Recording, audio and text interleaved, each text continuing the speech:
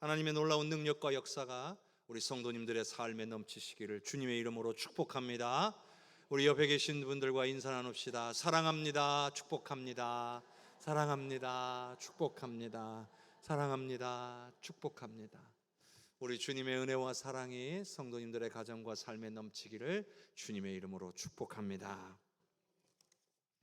성경의 말씀들을 읽을 때에 있는 그대로만 받아들이게 되면 이런 오해가 생길 수 있어요.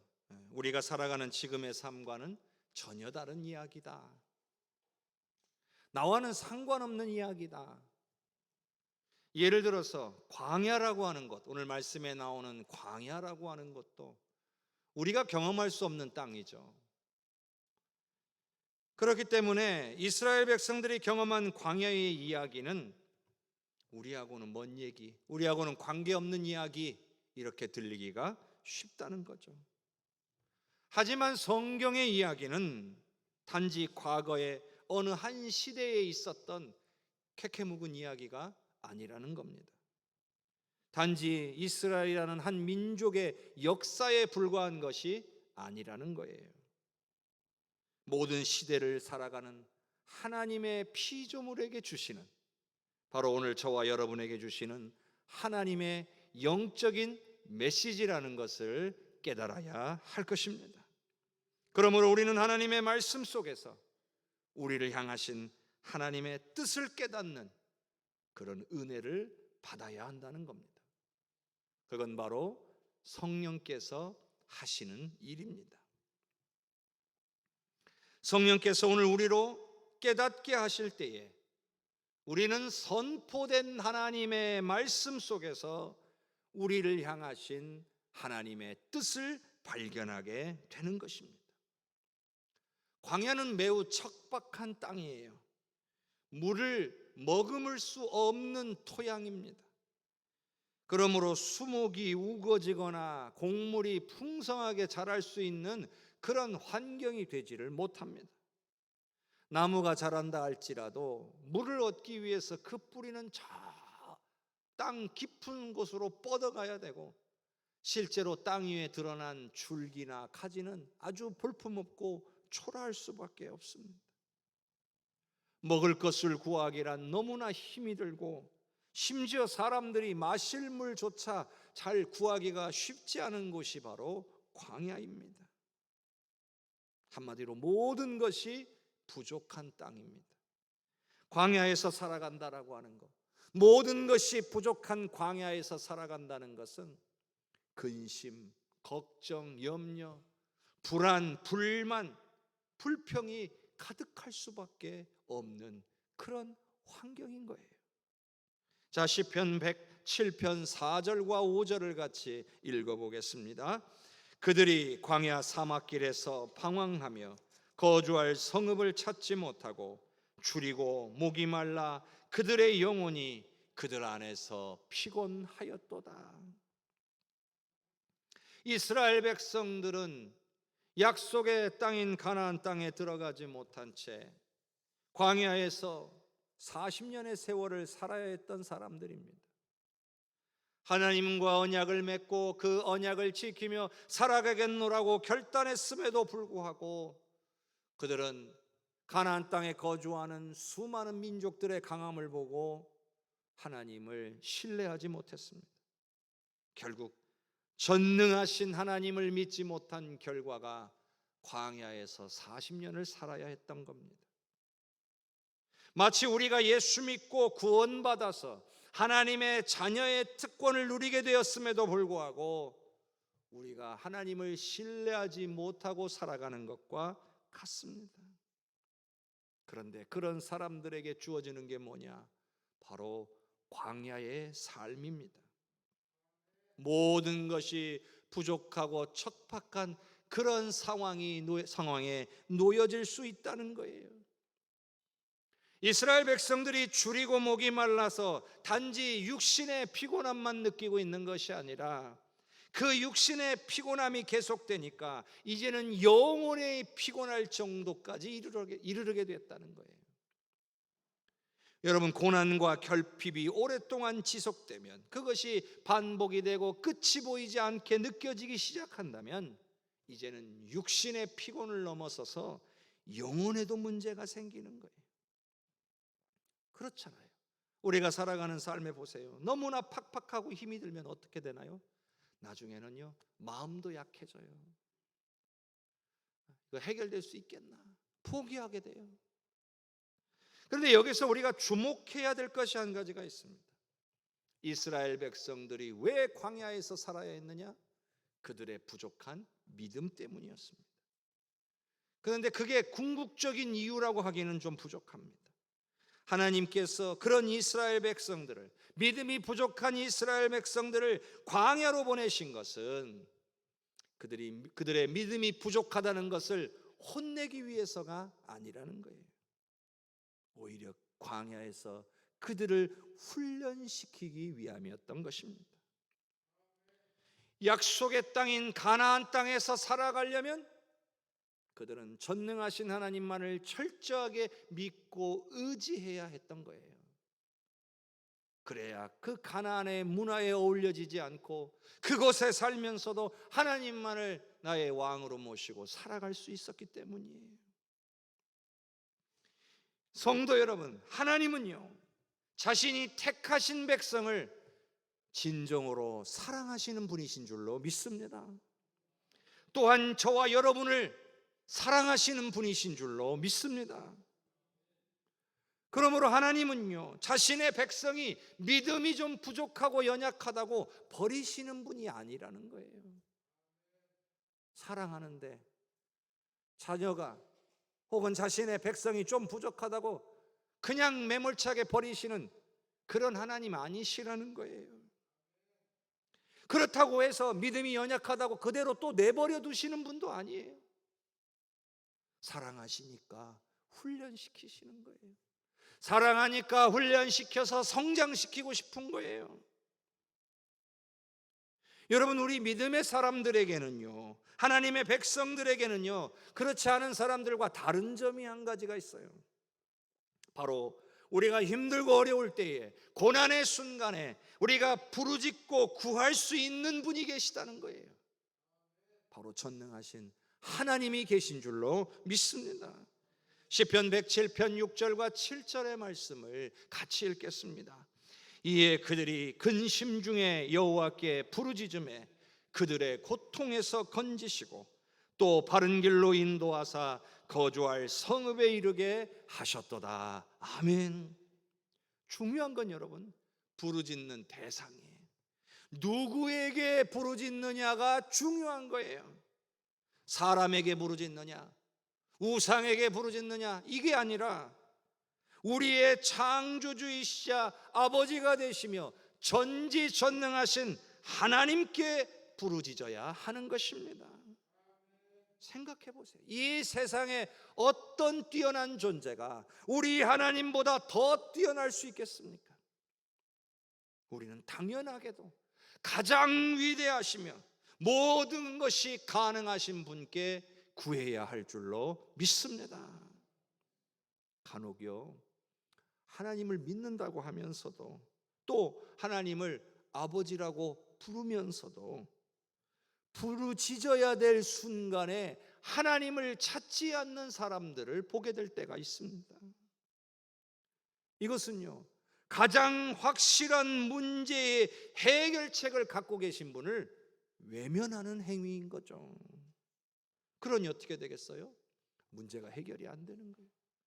계속 힘들 수밖에 없어요. 아니, 나는 왜 예수님을 믿는데, 나는 하나님의 자녀인데 왜 이 문제가 해결되지 않느냐는 거죠. 여러분, 우리가 하나님께 부르짖을 수 있다는 것은 그래도 믿음이 있다는 뜻이에요. 믿음이 있으니까 하나님을 찾는 거예요. 그러니 믿음, 부르짖음을 통해서 하나님의 만지심을 경험하고 하나님의 응답을 경험하게 되므로 믿음이 자라기 시작하는 겁니다. 그런 의미에서 하나님은요, 하나님의 백성들의 믿음을 성장시키기 위해서 연약한 믿음을 가진 자들로 하여금 하나님 앞에 부르짖어야 되는 그런 환경으로 내모시기도 하는 거예요. 그게 훈련이죠. 근데 이게요, 사랑입니다. 사랑하지 않으면 어떨까요? 내버려 두겠죠. 사랑의 반대말이 무슨 말인지 아세요? 무관심이에요. 사랑하지 않기 때문에 아무런 관심이 없어요. 그런데 하나님이 오늘 저와 여러분을 사랑하시잖아요. 관심이 많으신 거예요. 우리가 연약한 가운데 있으니까 하나님의 은혜를 못 누리는 거예요. 그러니까 그대로 내버려 두고 싶지 않으신 거예요. 하나님께서 이스라엘 백성들을 광야에서 살아가게 하신 것은 그들을 고통스럽게 하는 게 목적이 아니에요. 그들이 부족하고 연약한 데서 고통 가운데 살라고 그들을 광야로 보내신 게 아니에요. 그들이 그 환경 속에서 하나님께 부르짖게 하셔서 하나님을 경험하도록 하기 위한 것이었습니다. 자, 이스라엘 백성들이 근심 중에 하나님 앞에 부르짖었더니 어떤 일이 생겼습니까? 성경에는 이렇게 돼 있죠. 그들의 고통에서 건져 주셨을 뿐만 아니라 또 바른 길로 인도하사 거주할 성읍에 이루게 하셨다. 사랑하는 성도 여러분, 하나님은 우리의 문제만 해결하시는 분이 아니심을 믿으시기를 바랍니다. 하나님은요, 우리를 바른 길로 인도하시는 분이에요. 간혹요, 하나님은 그때그때 문제만 해결하시는 분으로 생각하는 분들이 계세요. 이런 분들의 특징은 뭐예요? 문제가 생길 때만 하나님을 찾아요. 하나님의 관심은요, 우리의 문제에 있지 않아요. 우리는 막 너무 고통스럽고 괴롭지만 하나님은 그 문제에 관심이 있는 게 아니고 오늘 저와 여러분, 바로 우리에게 관심이 있으시다는 거예요. 우리의 변화와 성장에 관심이 있으세요. 우리의 믿음이 자라서 하나님이 예비하신 은혜와 복을 누리며 하나님 앞에 찬양하고 영광 돌리며 살기를 원하고 계시는 거예요. 그러니 오늘 우리는요, 하나님 앞에 부르짖어야 한다는 거예요. 하나님을 자꾸 찾아야 된다는 거예요. 그것이 우리를 문제도 해결받을 수 있는 길일 뿐더러 오늘 우리가 하나님께서 인도하시는 바른 길로 갈 수 있는 것임도 깨닫는 은혜가 임하기를 바랍니다. 오늘 말씀으로 우리가 보면 부르짖는 것만으로도 이미 모든 문제의 해결이 시작되고 있다는 것을 알 수 있습니다. 말하자면 부르짖으면 어떤 일이 벌어지냐면 하나님과의 관계가 좋아지기 시작하는 거예요. 여러분, 하나님과 관계가 좋기를 원하면서 하나님을 찾지 않으면 관계가 좋아질 수 있어요? 여러분 주변에 친한 분들, 정말 정을 나누고 지내는 분들 자주 만나잖아요. 자주 안 만나면서 전화도 안 하면서 친밀하게 잘 지낼 수 있어요? 그럴 수 없어요. 연락도 안 하고 보지도 않으면 어떻게 돼요? 점점 멀어져요. 나중에는 대면대면해져서 별로 만날 생각도 하지 않게 돼요. 우리가 하나님을 찾는다는 것, 하나님 앞에 부르짖는다는 것은 하나님과의 관계가 좋아지는 길이에요. 관계 회복의 시작이에요. 그러니까 하나님과 관계가 좋아지면 어떤 일이 벌어져요? 문제가 해결되기 시작하는 거예요.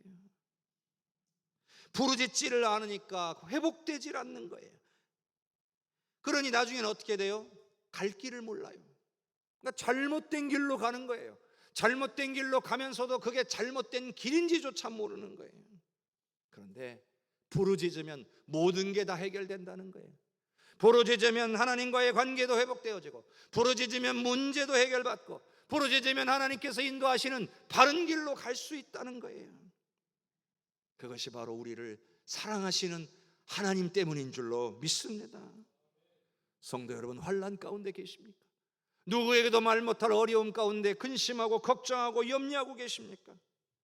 그런데 그때 지금 우리는 하나님 앞에 부르짖고 계십니까? 오늘 우리 자신의 모습을 돌아보는 은혜의 시간이 되시기를 바랍니다. 시편 107편 8절의 말씀을 함께 읽겠습니다. 여호와의 인자하심과 인생에게 행하신 기적으로 말미암아 그를 찬송할지로다. 아멘. 여기 보면 하나님이 어떤 분이시라고 되어 있습니까? 첫째는 하나님은 인자하신 분이라고 되어 있어요. 이 말은 사랑이 많으시다는 거예요. 왜 하나님을 인자하시다라고 고백하고 찬송하게 하셨을까요? 하나님이 함께 하심을 그들이 깨달았기 때문이죠. 이스라엘 백성들이 광야에 거주할 때에 하나님은 그들과 함께 계시며 그들에게 역사하셨다는 거예요. 그래서 그들이 하나님의 사랑을 경험할 수 있었고 그 하나님의 사랑을 찬양할 수 있었다는 거예요. 근데 여러분, 만일 이스라엘 백성들을 광야로 내모신 것이 그들의 믿음의 없음에 대한 징계고 형벌이었다라면 하나님은 이스라엘 백성들과 함께하지 않으실 겁니다. 벌 주니까 저기 가서 벌 받아라, 이게 아니라는 거예요. 하나님은 그들과 광야에서 40년 동안 단 한 번도 그들을 떠나지 아니하고 그들과 언제나 함께 하셨다는 거예요. 매일매일 계속해서 하늘로부터 만나가 내려 그들이 먹을 것이 공급되었고 그들의 마실 물을 공급해 주셨고 40년의 세월 동안 그들의 옷이 헤어지지 않았고 그들의 신발이 닳지 않았다는 거예요. 그런 놀라운 은혜를 체험하면서 그들은 하나님이 우리와 함께 계시는 것을 경험할 수 있었어요. 하나님이 정말 우리를 사랑하시는구나 깨달을 수 있었다는 거예요.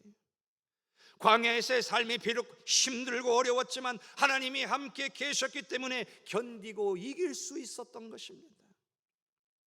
만일 이스라엘 백성들이요 함께 하시는 하나님을 깨닫지 못했다면 그들은 환난 앞에서 하나님 앞에 부르짖지 못했을 것입니다.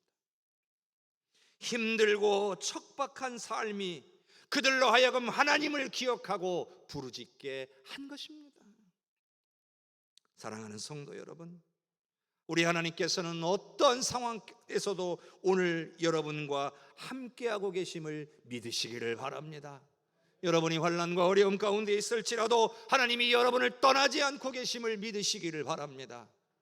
왜냐하면 우리 하나님은 인자하신 분이시기 때문에 그래요.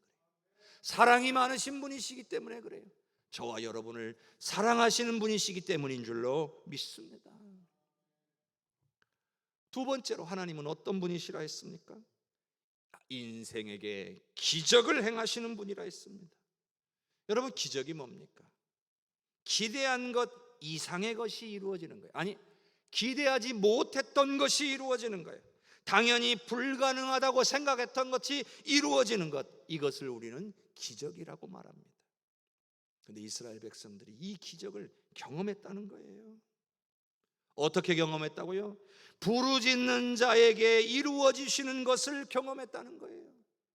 여러분, 기적은요 거저오지 않습니다. 가만히 있는데 여러분에게 기적이 나타나는 게 아니에요. 야, 기적이 일어났으면 좋겠다 하면 기적이 일어나는 게 아니라는 거예요.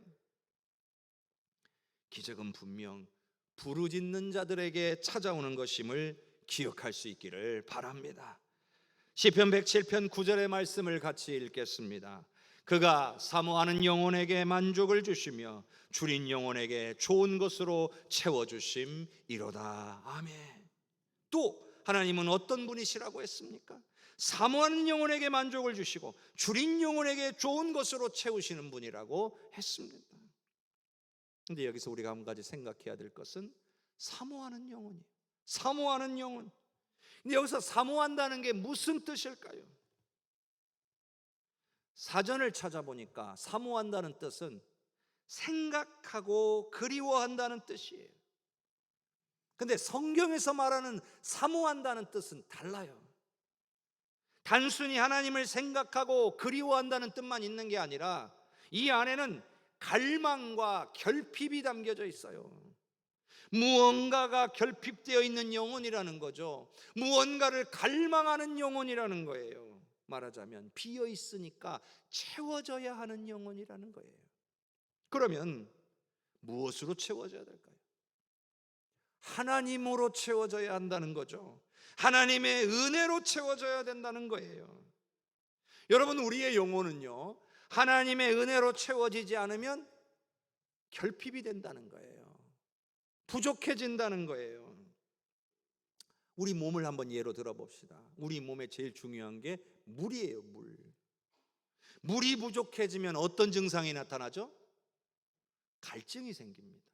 자, 갈증이 생기면 어떻게 해야 돼요? 어떻게 하면 해결이 돼요?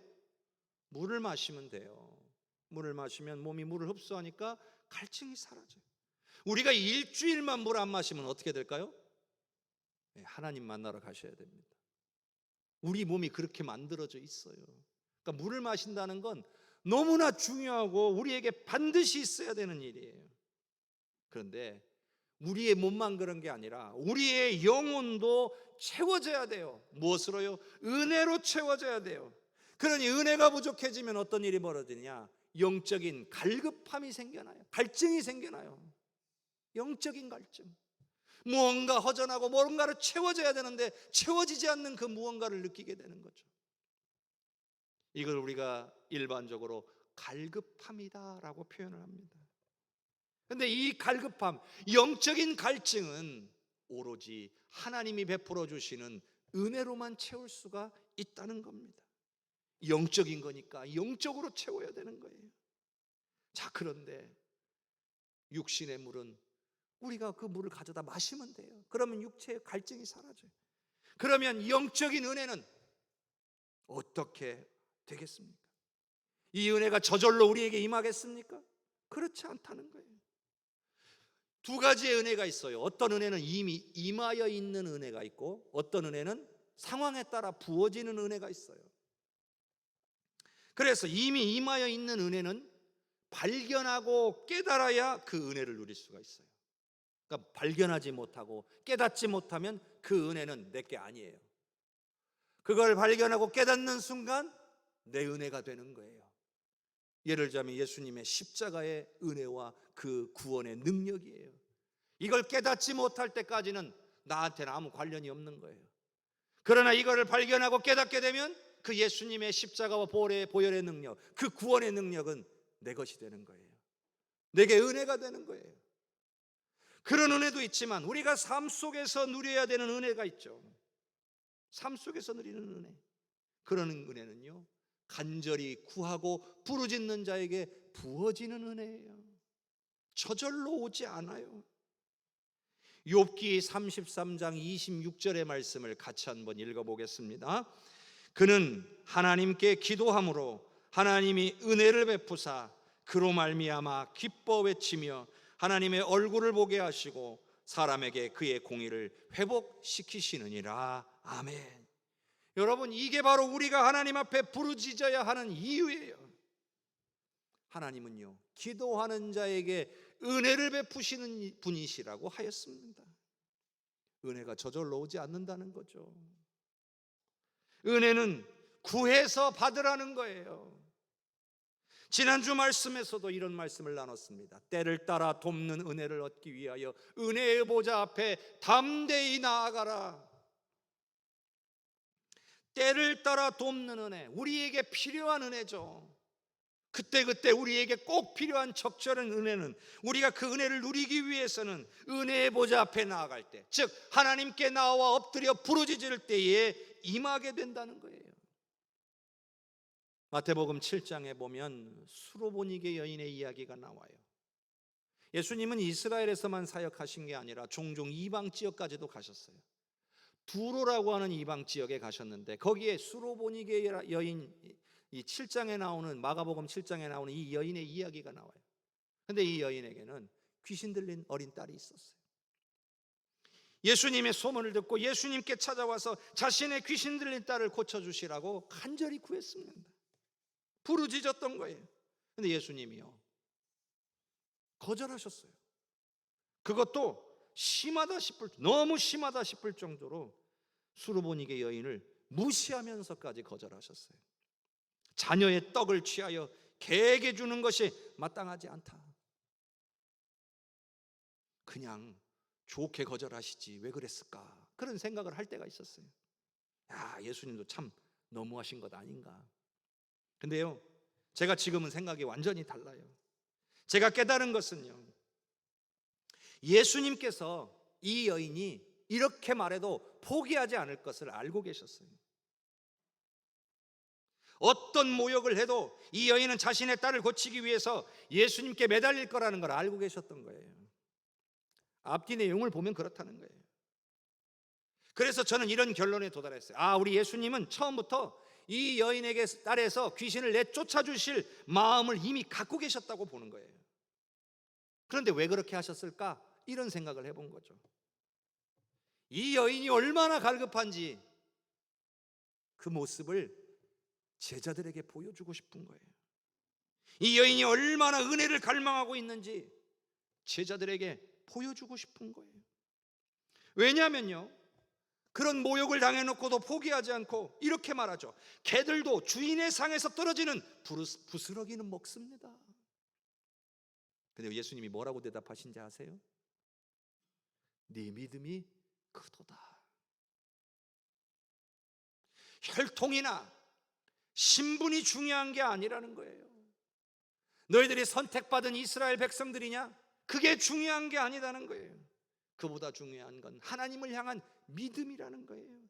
은혜에 대한 갈급함이라는 거예요. 은혜의 근원이신 주님을 갈망하는 것이 가장 중요하다는 사실을 가르쳐주고 싶었던 거예요. 예수 믿는 사람이면 뭐하냐는 거예요. 성도면 뭐하냐는 거예요. 제자면 뭐하냐는 거예요. 그 상태가 중요한 것이 아니라 은혜의 근원이신 주님을 향한 갈망을 가진 자들이 되라는 거예요. 그 간절함을 가지고 주님 앞에 나 부르짖는 자들이 되라는 거예요. 아무리 택함을 받은 이스라엘 백성일지라도, 아무리 예수 믿는 신앙인이라 할지라도 주님을 온전히 믿어야 하고 은혜의 근원이신 주님께 나와서 은혜를 간구하라는 겁니다. 여러분, 주님께 나와서 구하지 않는 사람, 부르짖지 않는 사람을 참된 신앙인이라고 말할 수 있겠습니까?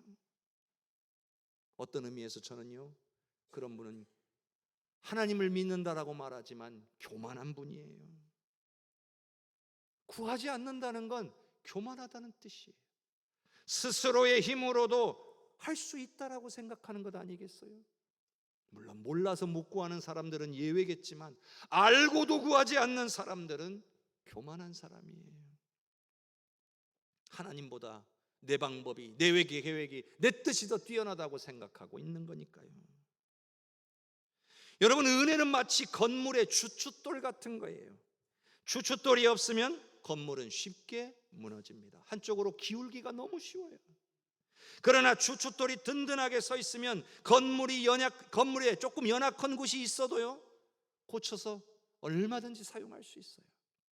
제가 어제 찬양대 수련회를 다녀왔는데, 또 우리 전주 지역의 기독교 역사 기념관에 가서 이 땅에, 우리 전라도 땅에 오신 이 선교사님들의 흔적과 발자취, 그 선교사님들의 묘역도 돌아보고, 그 선교사님들이 대부분 우리 전주 지역의 첫 번째, 이 전라도 지역의 첫 번째 교회였던 전주 서문박교회, 지금의 서문교회의 담임 목회자들로 사역을 하셨어요. 근데 그 중에 그 전킨 선교사님이 정말 과로로 돌아가시게 됐는데, 그 자녀들을 또 일찍이 군산 땅에서 이 풍토병으로 인해서 어릴 때 그냥 아주 갓난아기 시절에 애가 셋이나 죽었어요. 그 묘역이 전주에 있거든요. 거기를 돌아보면서 서문교회에 갔는데, 그 전킨 선교사님 사모님은 남편도 죽고 애들도 셋이나 죽었잖아요. 그래서 이제 고국으로 돌아가서 선교회에서 돌아가신 우리 전킨 선교사님을 위해 뭘 해줄까 했더니 그 교회에 종탑을 세우고 종을 하나 달아줘서 사람들이 시간을 몰라가지고 예배 시간에 늦게 오는 일이 없도록 했으면 좋겠다. 그래서 그 종을 미국 땅에서 석 달이 넘는 시간이 걸려서 서문교회까지 가지고 온 거예요. 그런데 그 종탑에 세우기 위해서 종탑을 세우잖아요. 근데 제가 거기에 가서 이 종탑을 보면서 이게 1908년도인가 세워졌어요. 근데 그 종탑이 지금까지 서 있어요. 다른 분들은 그때 같이 가신 분들은 보셨는지 모르겠지만 저는 그 종탑의 아래를 봤어요. 봤더니 땅에 이 종탑이 묻혀 있는 게 아니에요. 내 기둥에, 종탑의 내 기둥 아래에 주춧돌이 4개가 놓여져 있더라고요.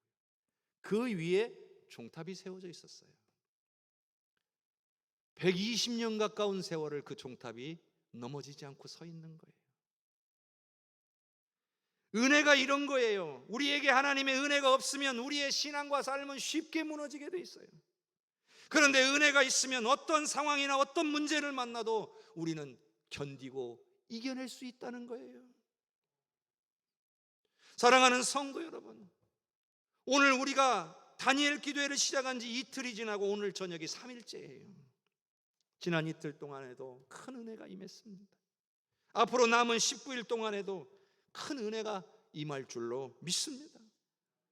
여러분, 은혜의 자리에 나오시길 바랍니다. 은혜는요, 사모하는 자가 받는 거예요. 부르짖는 자가 받는 거예요. 구하는 자가 받는 거란 말이에요. 그러니 단 한 번이라도 오십시오.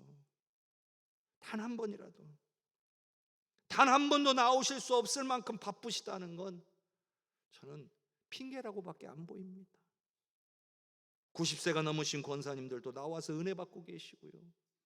오랜 시간 허리도 앉아있으면 허리도 아프고 엉덩이가 아파서 오래 앉아있기 힘들다고 하시는 분도 나와서 은혜 받고 계세요. 어떤 핑계가 여러분을 주님 앞으로 나오지 못하게 막고 있는 겁니까? 여러분, 은혜 받으셔야 합니다. 은혜 받지 않고 어떻게 살아갈 수 있습니까? 정말 좋은 기회예요. 기도로 준비하고 오시면 더 큰 은혜가 임할 겁니다. 저는 우리 해성교회 모든 성도님들이 이번 다니엘 기도를 통해서 큰 은혜를 받아서 믿음이 성장하고 문제도 해결받고 하나님의 영광을 위해 쓰임받을 수 있는 귀한 분들로 변화될 수 있기를 바랍니다. 은혜 받는 사람과 은혜 받지 못하는 사람은 같을 수가 없어요. 하나님은 우리를 위해 은혜를 예비하고 계세요.